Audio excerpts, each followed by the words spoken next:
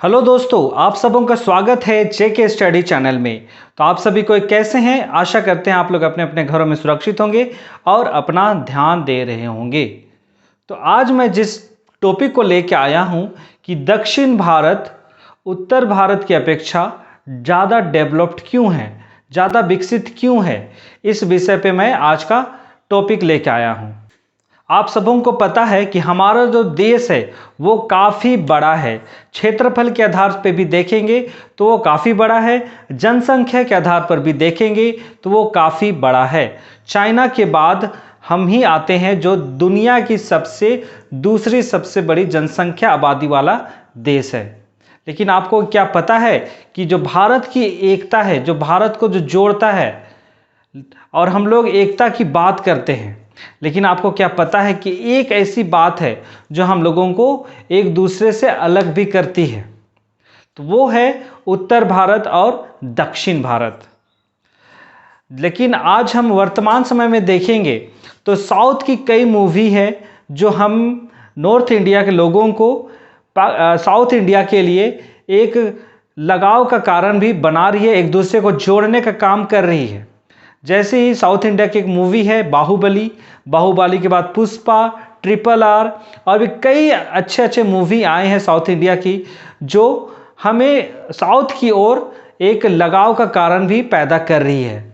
लेकिन आपको ये भी जानना होगा कि जो कुछ ऐसी बातें हैं, जब पूरा पहले की बात है, दोनों जो क्षेत्र है उत्तर भारत और दक्षिण भारत, दोनों एक दूसरे को नीचा दिखाने का भी काम करते थे। नॉर्थ इंडिया के लोग बोलते थे कि साउथ इंडियन के लोग कितने काले होते हैं, और साउथ के लोग बोलते थे उत्तर भारत के लोग कितने बदतमीज होते हैं, उन्हें बात करना नहीं आता है। तो इन्हीं जो बातें हैं जो दोनों क्षेत्र के लोगों को लड़ाने का काम करती थी। लेकिन वर्तमान समय कुछ और है। अभी हम साउथ इंडिया हो या नॉर्थ इंडिया हो, दोनों मिलकर रहने का काम करती है। जो हम लोगों को जोड़ने का अगर मुख्य काम कर रहा है, एक तरफ से कहा जाए तो हमारी जो दोनों क्षेत्र की फिल्म इंडस्ट्री है उनका बहुत बड़ा योगदान है। लेकिन अगर हम विकास की बात करते हैं तो नॉर्थ इंडिया की अपेक्षा साउथ इंडिया में ज़्यादा विकास को हम लोग देख पाते हैं, ज़्यादा डेवलप्ड को देख पाते हैं। लेकिन ऐसा कारण क्यों है? चलिए हम इस कारण को जानने से पहले कुछ ऐसी बातें हैं उनको जानने का प्रयास करते हैं।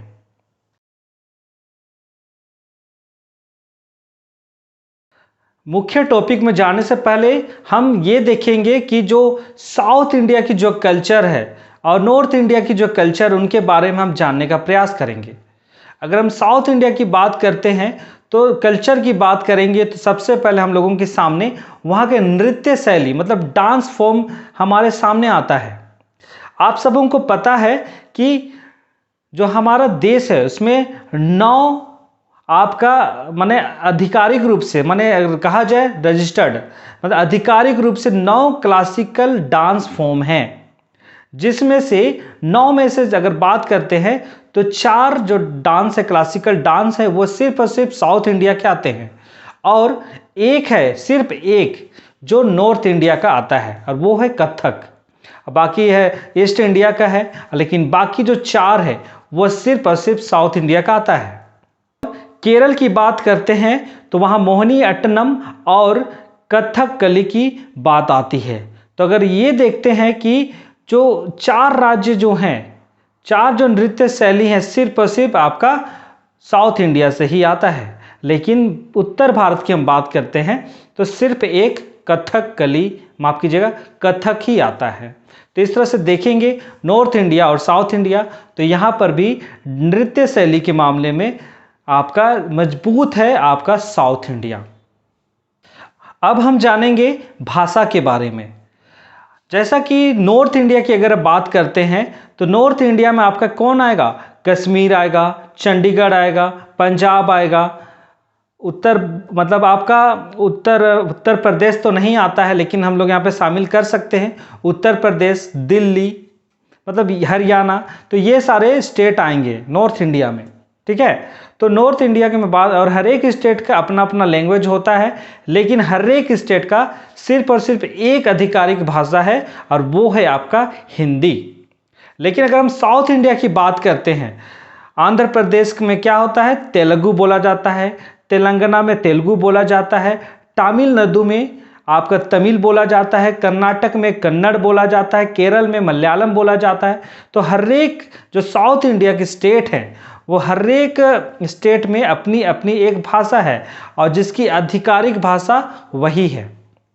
लेकिन हिंदी की बात करते हैं तो वहाँ की वो दूसरी भाषा कहलाता है। ठीक है, तो इस मामले में भी हम लोग यहाँ पे देखते हैं। और अगर हम लोग आधिकारिक भाषा के रूप में अगर हम लोग देखते हैं तो 6 ऐसी भाषा है जिसको क्लासिकल भाषा कहा गया है, मतलब सबसे प्राचीन भाषा कहा गया है 6 भाषाओं को, जिसमें से 6 में से सिर्फ 4 जो भाषा है वो साउथ इंडिया क्या है। कौन कौन? तमिल, तेलुगु, कन्नड़, मलयालम। तो ये जो 4 भाषाएं हैं वो क्लासिकल भाषा है और जो 2 भाषा है वो संस्कृत और उर्दू आता है क्लासिकल लैंग्वेज में। तो इसमें भी अगर हम बात करेंगे क्लासिकल लैंग्वेज की बात करेंगे, क्लासिकल संस्कृति के बारे में, मतलब लैंग्वेज के बारे में, तो यहाँ पर भी मजबूती के साथ खड़ा है आपका साउथ इंडिया। तो चलिए आज का जो मुख्य टॉपिक है कि साउथ इंडिया उत्तर भारत की अपेक्षा में ज़्यादा डेवलप्ड क्यों है, तो इस टॉपिक पे अब आते हैं। अगर हम यहाँ पे विकास की बात करते हैं तो विकास हम लोग कैसे नापते हैं, तो वहाँ की जीडीपी के माध्यम से हम लोग नापते हैं। मतलब जीडीपी को आधार माना जाता है वहाँ की विकास प्रक्रिया को, विकास दर को नापने के लिए। मतलब प्रति व्यक्ति आय वहाँ का कितना है उसको आधार माना जाता है, उसी के बाद वहाँ का विकास दर को मापा जाता है। 2011 और 12 का जो एक रिपोर्ट है जो आरबीआई के माध्यम से जारी किया गया है और उसमें ये बताया गया है कि जो सबसे निचला रैंक जो लाता है वो हमारा उत्तर प्रदेश आता है। और वो कहाँ है? नॉर्थ इंडिया में।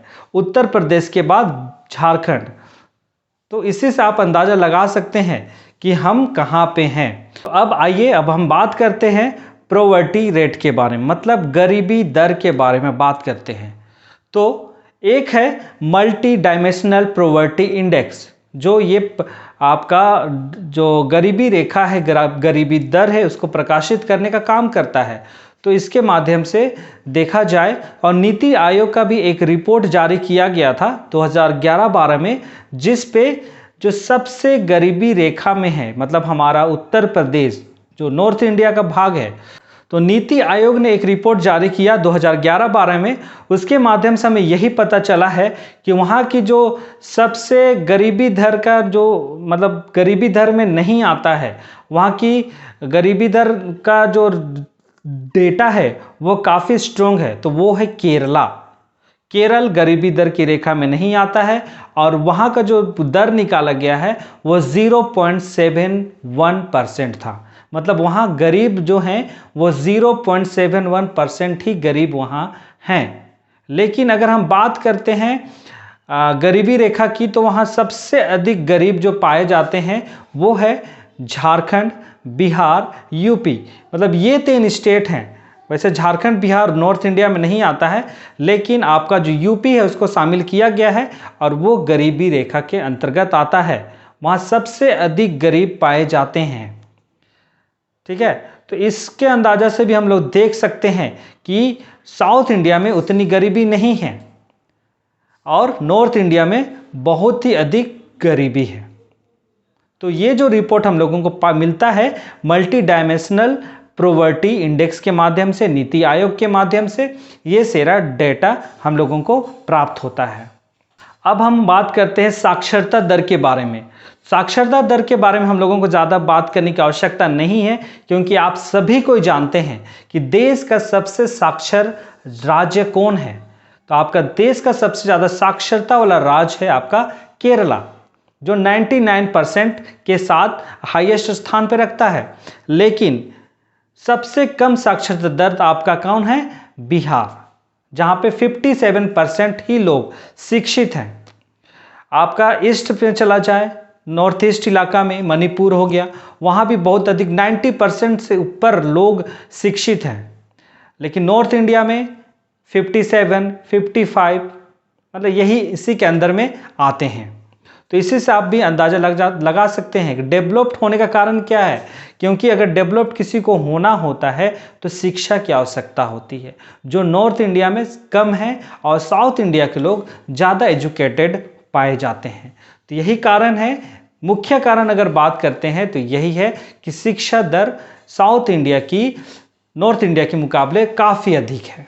साउथ इंडिया का डेवलप्ड होने का कारण हम ये भी मान सकते हैं कि वहाँ का पॉपुलेशन, हमारा साउथ इंडिया और नॉर्थ इंडिया का आसमान का फ़र्क है पॉपुलेशन में। अगर हम साउथ इंडिया की स्टेट की बात करते हैं तो वहाँ का पॉपुलेशन रेट काफ़ी कम है नॉर्थ इंडिया के मुकाबले। तो इसका भी कारण है कि वहाँ के लोग अपने पॉपुलेशन को कंट्रोल करके रखे हैं और वहाँ की जनसंख्या उतनी अधिक नहीं है, जिसके कारण से वहाँ की जीडीपी भी काफ़ी अच्छी है, एजुकेशन, हेल्थ, पॉवर्टी रेट सब कुछ अच्छा है। तो ये भी मुख्य कारण हो सकता है।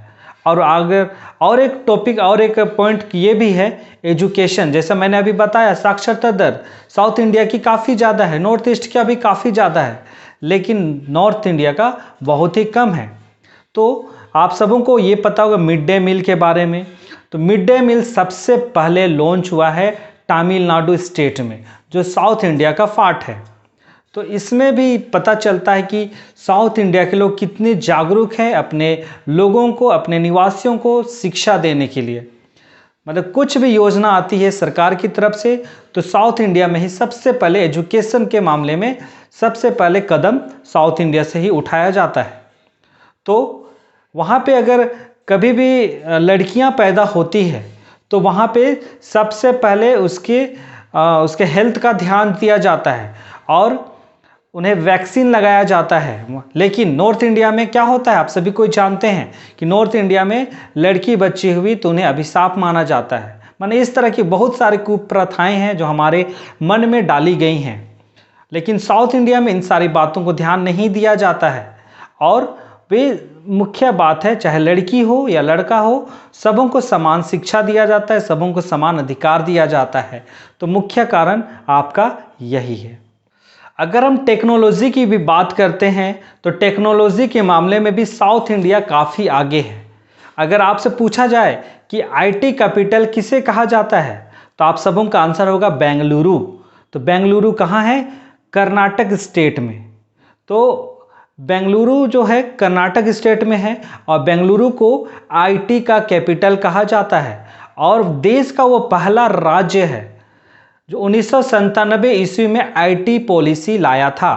मतलब आईटी के क्षेत्र को डेवलप करने के लिए, इंफॉर्मेशन टेक्नोलॉजी को ज़्यादा डेवलप करने के लिए, हर एक लोगों तक आईटी का ज्ञान पहुंचाने के लिए उन्होंने एक पॉलिसी लॉन्च की थी 1997 में, जिसको आईटी पॉलिसी कहा जाता है। तो इस तरह से भी कहा जा सकता है, देखा जा सकता है कि वे टेक्नोलॉजी के मामले में हमसे, मतलब उत्तर भारत के लोगों से काफ़ी आगे हैं। अगर हम लोग देखा जाता है नॉर्थ इंडिया के बारे में, वो अपना ज़्यादा इंटरेस्ट कहाँ दिखाते हैं? सिर्फ और सिर्फ राजनीति में। लेकिन साउथ इंडिया की देखा जाए, साउथ इंडिया की हिस्ट्री देखा जाए तो वहाँ शिक्षा के क्षेत्र हो, मेडिकल क्षेत्र हो या कोई भी क्षेत्र हो, वो उस पर भी ध्यान देते हैं और राजनीति पर भी अपना ध्यान देते हैं। तो इसलिए अगर हम लोग देखा जाएंगे तो वहाँ का एजुकेशन कुछ अलग है, वहाँ का एजुकेशन हाई है और हमारे एजुकेशन थोड़ा सा कमज़ोर है। तो इसके अंदाज़ा से भी लगा सकते हैं, जैसे आप सभी को देख रहे हैं कि कर्नाटक में सबसे पहले देश का पहला राज्य है जिन्होंने आईटी पॉलिसी लाया था। 1997 की ही बात है। आपको चंद्रबाबू नायडू एक सीएम थे जो आपके आंध्र प्रदेश के सीएम थे और उनके ही समय में दिल्ली में बिल गेट्स आए थे और उन्होंने, चंद्रबाबू नायडू ने बिल गेट्स से मुलाकात की दिल्ली में ही और उन्होंने रिक्वेस्ट किया कि वे माइक्रोसॉफ्ट का जो ऑफिस है वो हमारे आंध्र प्रदेश में भी खोलने का अपना बात रखा था और जिसको बिल गेट्स ने स्वीकार किया और उन्होंने ये कहा कि हमारा जो दूसरा ऑफिस होगा, मतलब दूसरा ब्रांच होगा, वो इंडिया होगा और वो आंध्र प्रदेश में होगा, मतलब हैदराबाद में। आप सबों को पता है कि आंध्र प्रदेश में माइक्रोसॉफ्ट का बहुत ही बड़ा ऑफिस है जो पूरे इंडिया का, मतलब वहीं इंडिया का अगर हेड ऑफिस कहा जाए माइक्रोसॉफ्ट का, तो वो आपका आंध्र प्रदेश में ही आता है। तो इस तरह से आप देख सकते हैं कि वे छोटी छोटी बातें हैं, छोटी छोटी जो टेक्नोलॉजी है उस पर वे कितना ध्यान देते हैं। अगर आप बात करते हैं शिक्षा साइंस के बारे में, तो साइंस से रिलेटेड भी वहाँ कई साइंटिस्ट निकल के आए हैं। आप सबों को पता होगा मिसाइल मैन के बारे में, वो भी साउथ इंडिया के ही हैं। अब्दुल कलाम, स्वर्गीय अब्दुल कलाम, जो हमारे देश के राष्ट्रपति के रूप में भी काम किए थे। तो इस तरह से आप देख सकते हैं कि वे शिक्षा को कितना महत्व देते हैं। तो शिक्षा ही एक ऐसा पहल है जो हमें आगे ले सकता है, हमें कुरीतियों को छोड़ के विकास के आगे लेने का एक कदम उठाने के लिए मदद करता है। तो इस तरह से हम देख सकते हैं, जो जो मैंने पॉइंट बताया है उसके अनुसार से आप अगर देखते हैं तो आपको पता चलता है कि जो साउथ इंडिया है नॉर्थ इंडिया के मुकाबले में क्यों इतना डेवलप्ड है। तो इसी के साथ आज की इस वीडियो को मैं यहीं पे समाप्त करता हूं। तो आप सबों को वीडियो कैसा लगा है ज़रूर आप लोग कमेंट कीजिए। मैं और आशा करता हूं कि आप सबों को मैं जो बताने का प्रयास किया है वो आप समझ पाए होंगे। तो इसी के साथ आज की इस वीडियो को मैं समाप्त करता हूं। आप लोग अपना ध्यान दीजिए, घरों में रहिए, सुरक्षित रहिए और अपने घर वालों का ध्यान दीजिए। बहुत बहुत धन्यवाद।